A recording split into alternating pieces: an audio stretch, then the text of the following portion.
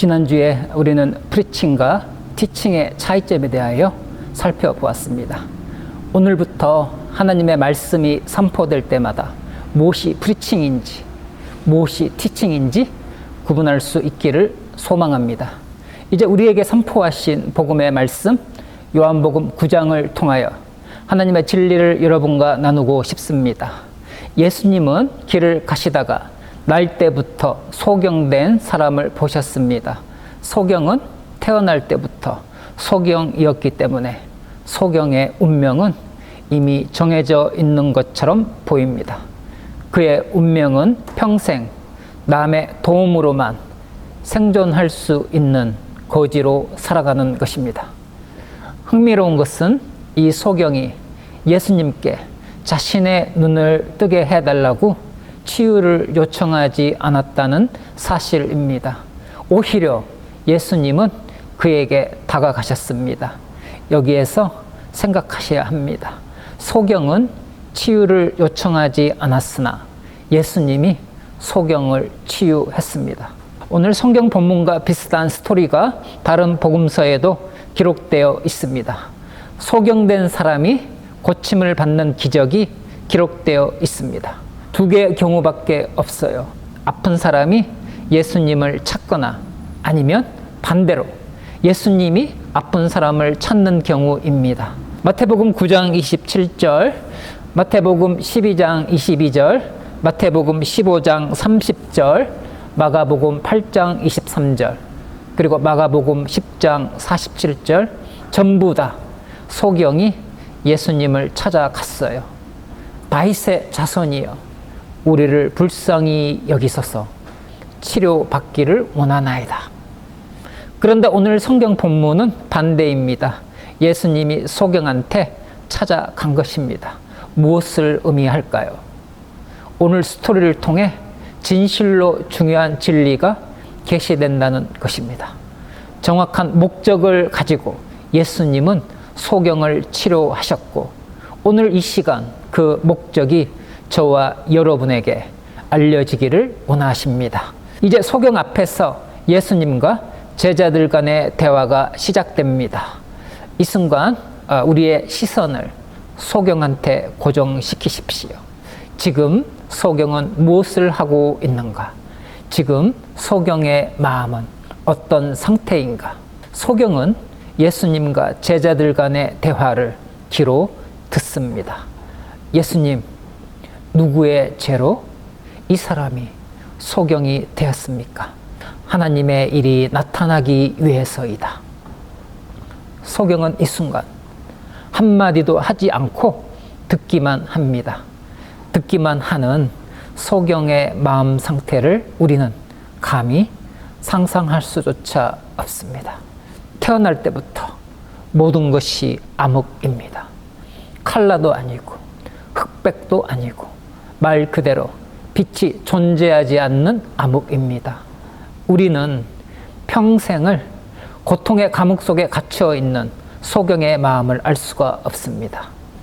그러나 추측할 수 있는 것은 예수님 시대에 모든 사람이 가지고 있는 생각, 태어날 때부터 소경이라는 것은 누군가의 죄 때문이다. 부모이든지 아니면 자신의 죄 때문이다. 출애굽기 34장 7절 나 하나님은 범죄한 자를 벌하지 않는 채 그대로 두지는 않을 것이며 그 죄에 대해서는 자손 3, 4대까지 벌할 것이다. 메시지의 핵심은 나 하나님은 정의로운 하나님이기 때문에 죄를 끝까지 정죄해야 한다. 소경도 이미 이렇게 알고 있어요. 순간 소경의 마음에 한 줄기 빛이 들어옵니다. 눈으로 들어온 빛이 아니라 마음속으로 들어온 빛입니다. 이 사람의 죄도 부모의 죄도 아니다. 이런 일이 일어나게 된 것은 이 사람에게서 하나님의 일이 나타나기 위해서이다. 그렇다면 소경은 준비된 사람입니다. 누구로부터? 하나님으로부터. 무엇 때문에? 하나님의 영광을 나타나기 위하여. 소경에게 소망의 빛이 들어와 버렸습니다. 죄 때문에 그런 것이 아니라 고통과 죄는 상관이 없다. 하나님의 영광을 위하여 고통이 사용된다. 이 사람의 죄도 부모의 죄도 아니다. 이 한마디에 소경은 영적인 눈이 열리게 됩니다. 정말 중요해요. 아직 소경은 실로암 연못에 가지 않았어요. 그래서 여전히 육체적으로 앞을 보지 못합니다. 그러나 영적인 눈이 열려버립니다. 평생을 소경으로 살게 된 이유가 나의 죄 또는 부모 또는 조상의 죄 때문인 줄 알았는데 그것이 아니라고 예수님이 선포해 버렸습니다. 평생을 죄인이라는 수치심과 죄의식 속에 살았는데 예수님의 한마디에 영적인 깨달음을 얻습니다. 영적인 눈이 열리게 된 것입니다. 소경의 내면에서 일어나는 변화를 사람들은 눈치채지 못합니다. 왜냐하면 소경은 단 한마디도 하지 않고 듣고만 있었기 때문입니다. 그러나 예수님은 이미 소경에게 자신을 소개했습니다. 5절, 나는 세상의 빛이다. 가장 완벽한 소개입니다. 평생을 암흑 속에 갇혀 있는 사람에게 세상의 빛이라는 단어를 사용했습니다. 티칭이 아니라 프리칭이죠. 많은 문장이 필요 없어요. 한 문장만 필요해요. 나는 세상의 빛이다. 드디어 예수님의 치료가 시작됩니다. 하나님의 디바인 액티비티, 치료하시는 하나님의 능력이 기적을 일으킵니다. 6절, 예수님은 땅에 침을 뱉어 진흙을 이겨 소경의 눈에 바르시고 실로암 못에 가서 씻어라 하셨다. 한 가지를 언급하고 싶어요. 두 가지 방법이 있어요. 첫 번째, 예수님은 그냥 말씀으로만 소경을 치유할 수 있어요. 두 번째, 진흙을 사용해서 소경의 눈 근처에 바르고 치유하는 방법입니다. 사복음서를 읽어보면 예수님은 두 가지를 다 사용하셨어요. 차이점이 무엇일까요? 저번 주에 저의 설교를 들으신 분은 어쩌면 쉽게 이해할 수 있어요. 그냥 말씀으로만 소경을 치유했다면 프리칭만 필요한 경우입니다. 하나님의 은혜로 단순한 믿음을 주는 목적입니다. 진흙을 사용해서 소경의 눈 근처에 바르고 치유했다면 프리칭뿐만 아니라 티칭도 필요한 경우입니다. 단순한 믿음뿐만 아니라 강력한 주님의 군사로 세우기 위한 경우입니다. 어떻게 티칭합니까? 창세기 2장 7절, 여호와 하나님이 땅의 흙으로 사람을 지으시고 생기를 그 코에 불어 넣으시니 사람이 생명이 되니라. 창조를 상징하는 진흙이 필요해요. 요한복음 1장 1절, 태초에 말씀이 계시니라. 이 말씀이 하나님과 함께 계셨으니 이 말씀은 곧 하나님이시니라. 말씀을 상징하는 무엇인가가 또 필요해요. 이때 예수님의 입에서 나온 침을 사용했어요. 바로 이 순간 예수님은 소경의 눈을 치료하신 것이 아니라 엄밀하게 말하면 흙과 말씀으로 소경의 눈을 창조하신 것입니다. 어떤 방법으로 창조했나요? 소경 입장에서는 볼 수는 없고 들을 수만 있어요. 침을 뱉어 진흙을 반죽하는 소리만 들을 수 있어요. 시각이 아닌, 그러니까 소리로, 청각으로 티칭하는 것입니다. 침 뱉는 소리, 진흙을 반죽하는 소리 다 들려야 합니다. 여러분, 정말 중요한 것, 프리칭은 긴급하고 신속해요. 오랜 시간이 걸리지 않아요. 그러나 티칭은 과정이 필요해요. 묵상하셔야 하고 체험하셔야 하고 경험하셔야 합니다. 7절, 그래서 소경은 가서 씻고 눈을 뜨고 돌아왔다. 소경은 예수님의 말에 순종할 수밖에 없어요. 이미 영적인 눈이 열린 상태입니다. 실로암 연못에 가서 물로 눈을 씻은 후 소경은 더 이상 소경이 아닙니다. 영적인 눈도 열리고 육체적인 눈도 열렸습니다. 이 순간 아쉬운 것이 하나 있다면 자신의 눈을 치료해 주신 예수님을 눈으로 직접 보지 못했습니다. 왜냐하면 눈을 뜨고 돌아왔을 때 예수님을 만날 수 있는 기회와 환경이 만들어지지 않는 것 같아요. 자, 예수님을 만나서 눈을 뜨게 된 사람, 기독교는 그 사람을 실로암 소경이라고 부릅니다. 결과적으로 이 사람이 예수님을 2번 만납니다. 오늘 성경의 전반부, 예수님의 음성만 들을 수 있는 첫 번째 만남, 그리고 오늘 성경의 후반부, 직접 눈으로도 예수님을 볼 수 있는 2번째 만남. 2번의 만남 사이에 무엇이 있었나요? 이것에 집중하시면 좋겠습니다. 이것이 오늘 나눔의 핵심입니다. 이것을 저와 여러분에게 선포하려고 2000년 전에 예수님은 실로암 소경을 찾아간 것입니다. 13절, 사람들은 그를 바리새파 사람들에게 데리고 갔다. 인터로게이션, 신문, 조사. 이웃 사람들이 그냥 심심해서 데려간 것이 아니라 의무적으로 강제성을 가지고 출석한 것입니다. 어디로? 요즘 말로 말하면 종교재판소. 니고데모가 임명한 사람들이 의사결정을 하는 종교재판소. 종교재판소에 3번 출석합니다. 13절, 사람들은 그를 바리새파 사람들에게 데리고 갔다. 18절, 유대인들은 그가 소경으로 있다가 눈을 뜨게 된 것을 믿지 않고 그의 부모를 불러. 24절, 그들은 소경되었던 사람을 2번째 불러 말했다. 본인 출석 2번, 그리고 부모님만 따로 출석 1번. 부모님이 어떻게 증언했나요? 23절, 이 아이도 다 컸으니 직접 물어보십시오. 그러니까 부모님은 증언을 거부한 것입니다. 내 아들한테 직접 물어봐라. 어떻게 해서 지금 눈을 뜨게 되었는지, 또 누가 눈을 뜨게 해 주었는지 부모인 나는 자세히 모른다. 그렇게 말한 이유가 성경 본문에 기록되어 있습니다. 22절, 유대인 지도자들이 예수님을 그리스도라고 인정하는 사람은 누구든지 회당에서 쫓아내기로 결정했기 때문에 그의 부모는 그들을 두려워하여, 부모들은 회당에서 쫓겨날까 봐 두려워했습니다. 쫓겨난다.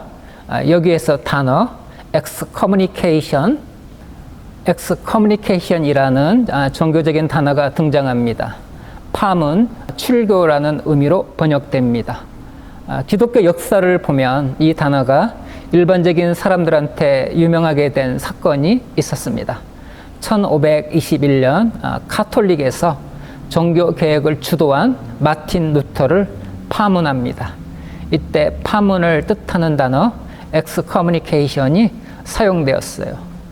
우리가 이 땅에 살면서 가장 큰 형벌은 무엇일까요? 아마 사형이라는 형벌일 것입니다.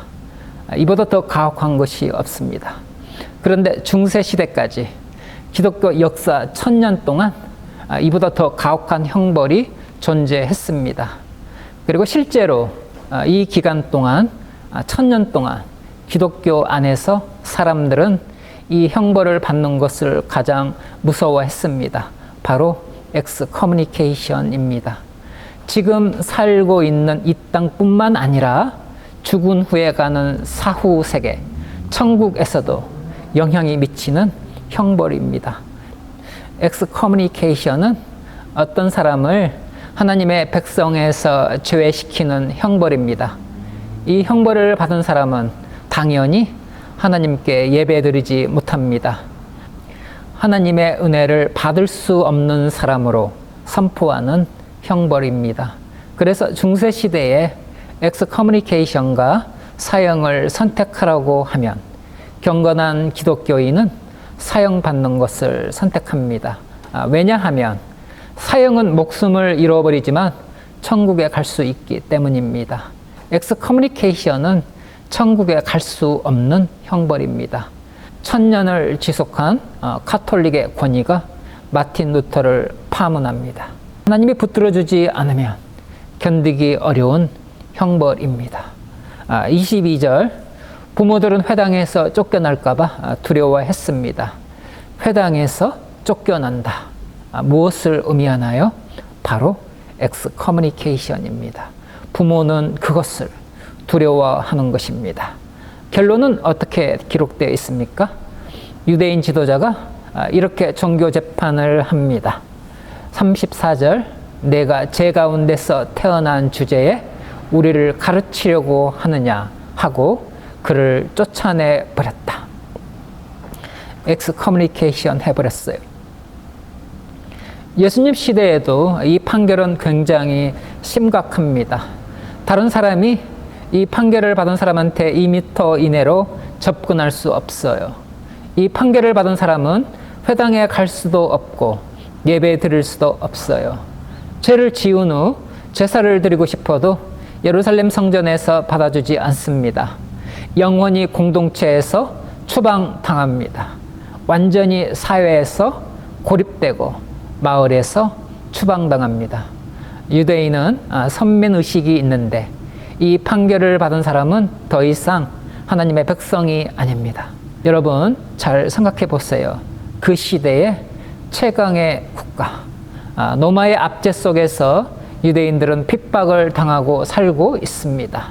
그리고 로마의 압제보다 더 심한 헤롯 왕의 폭정 속에서 유대인들이 살아갈 수 있는 유일한 삶의 근거는 종교적인 신앙심입니다. 엑스커뮤니케이션은 마지막 남은 삶의 소망은 선민의식인 신앙심인데 이 신앙을 사라지게 만드는 형벌입니다. 삶의 근거를 없애버리는 종교 재판입니다. 예수님을 만나 눈을 뜨게 된 기적을 체험한 실로암 소경, 차라리 눈을 뜨지 않았더라면 유대인 공동체에서 추방당하지 않고 살 수 있었겠죠? 눈을 뜨게 된 실로암 소경, 이제 어디로 가야 할까요? 과연 갈 수 있는 곳이 있을까요? 35절, 예수님은 바리새파 사람들이 그를 쫓아냈다는 말을 듣고 그 사람을 만나 물었다. 내가 하나님의 아들을 믿느냐? 38절, 그러자 그는 주님, 제가 믿습니다 하며 예수님께 경배하였다. 그냥 입술로 하는 고백이 아닙니다. 파문을 당하여 모든 것을 잃어버린 사람이 하는 고백입니다. 제가 주님을 믿습니다. 예수님이 찾아온 순간은 굉장히 의미가 있습니다. 눈을 뜨게 된 소경이 유대인 지도자로부터 파문당했을 때 찾아왔어요. 첫 번째 만남. 예수님이 맨 처음 그를 찾아갔을 때는 아직 앞을 보지 못하는 소경 상태였습니다. 그때는 귀로 예수님의 음성만을 들을 수 있었어요. 예수님이 두 번째 찾아갔을 때는 질문을 받습니다. 내가 하나님의 아들을 믿느냐? 그리고 답변할 수 있습니다. 주님, 제가 믿습니다. 그 순간 그는 주님의 음성을 들을 수 있고 눈으로도 주님을 볼 수 있습니다. 주님, 제가 믿습니다. 음성만 들을 수 있는 첫 번째 만남, 그리고 직접 눈으로 볼 수 있는 두 번째 만남, 그 사이에 무엇이 있었나요? 엑스커뮤니케이션, 파문입니다. 저는 이것이 무엇을 의미하는지 이미 여러분이 충분히 알게 되었다고 믿습니다. 저는 설교를 준비하면서 단 하나의 단어를 마음속에 붙들었다면 바로 엑스커뮤니케이션, 파문입니다. 첫 번째 만남, 그리고 두 번째 만남, 두 번의 만남 사이에 필연적으로 발생하는 파문, 이것을 저와 여러분에게 선포하려고 2000년 전에 예수님은 실로암 소경을 찾아갔다면 지금 이 순간 오늘 하나님의 말씀이 저와 여러분에게 선포되는 이유는 무엇일까요?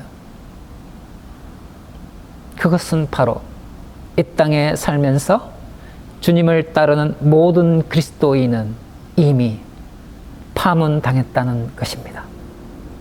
저와 여러분은 이미 실로암 연못 근처에서 주님을 만났고 그 이후로도 여러 번 우리는 주님을 만났습니다. 그 말의 의미는 이미 저와 여러분도 파문당했다는 것입니다. 여러분이 기억하든 기억하지 못하든 이미 파문당했다는 것입니다.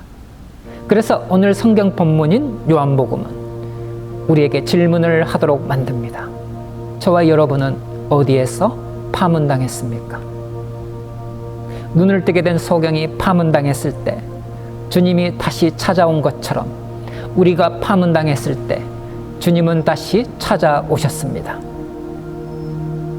카톨릭으로부터 파문당한 마틴 루터는 비로소 새로운 진리를 발견합니다. 오직 믿음만으로 솔라 피데, 인간이 어떠한 행위나 선행을 통해 구원을 얻을 수 없고 오직 믿음만으로 구원을 얻을 수 있다는 신앙 고백입니다. 이 고백을 기반으로 개신교가 시작되었습니다. 저와 여러분은 어디에서 파문당했습니까? 하나님을 대적하는 세상이 여러분을 파문했습니까? 하나님 없이도 살 수 있다는 세상의 가치관이 여러분을 파문했습니까? 물질 만능주의가 여러분을 파문했습니까? 종교인으로 넘쳐나는 교회에서 가짜 그리스도인이 여러분을 파문했습니까? 복음이 사라진 교회에서 가짜 복음이 여러분을 파문했습니까? 하나님의 임재를 기대하지 않는 가짜 예배가 여러분을 파문했습니까? 결론적으로 저와 여러분이 영적인 축복을 받으려면 끊임없이 파문당해야 합니다. 그랬을 때 주님은 더 많은 영적인 축복을 가지고 찾아오십니다. 우리는 이렇게 부릅니다. excommunication, 파문. 주님은 이 단어를 이렇게 표현합니다. 요한복음 15장 19절. 너희는 세상에 속한 자가 아니요 도리어 내가 너희를 세상에서 택하였느니라. 저와 여러분은 세상으로부터 파문당하여 세상과 분리된 사람들입니다. 엑스커뮤니케이션이 증거하는 것은 우리가 세상에 속한 자가 아니라는 거룩한 선포입니다. 특별히 오늘 성경 본문에 등장하는 바리새인, 유대인 지도자, 그들로부터 여러분은 분리되어야 합니다. 오늘날 바리새인은 누구인가요? 교회를 출석하는 가짜 그리스도인, 바로 종교인들입니다. 그들은 진정한 신앙인들이 아닙니다. 그들은 여전히 세상 속에 속해 있습니다. 참 그리스도인과 가짜 그리스도인이 만나면 서로가 서로를 불편해합니다. 저는 여러분들이 가짜 그리스도인들로부터 분리되었으면 좋겠습니다. 그래서 오늘 성경 본문은 파문당한 실로암의 소경, 이렇게 불러야 합니다. 왜냐하면 실로암 소경은 예수님 때문에 유대인 공동체에서 파문당한 성경에 기록된 첫 번째 사람이기 때문입니다.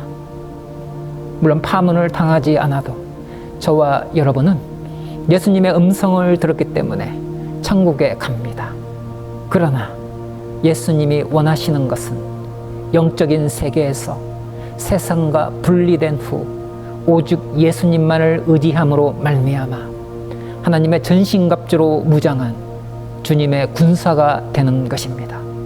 우리가 파문당할 때마다 주님은 우리에게 또다시 묻습니다. 내가 하나님의 아들을 믿느냐? 주님, 제가 믿습니다. 기도하겠습니다.